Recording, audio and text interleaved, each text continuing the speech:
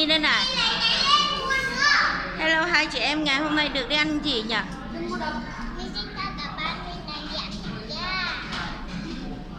Cô nói sao?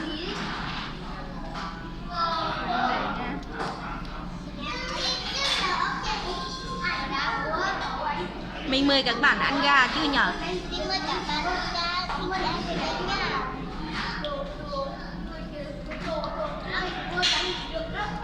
Ngon không?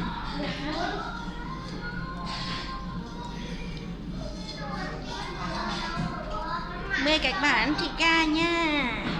Hôm nay thịt gà ngon lắm ấy. Có cả Pepsi này, rồi là có cả thịt gà này. Ôi dồi ôi, hôm nay hai chị ấy được đi ăn thịt gà mà vui ơi là vui.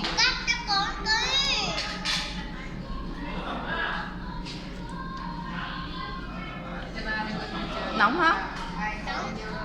Cầm luôn đi.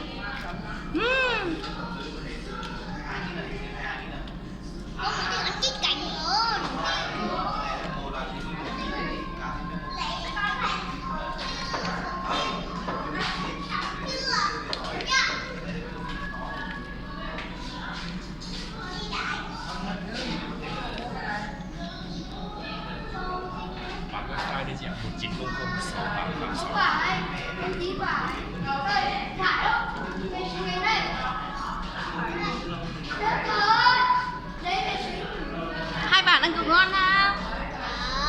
Sao hai bạn không nhìn ở đây chia sẻ cho các bạn ăn với nhỉ? Thằng cực quay bên thằng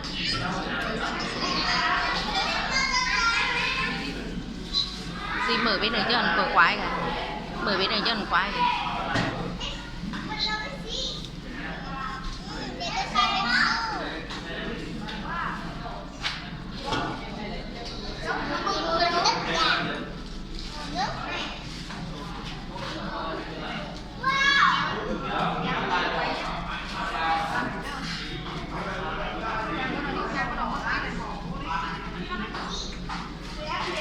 Rồi, được rồi đó con. Bấm đi.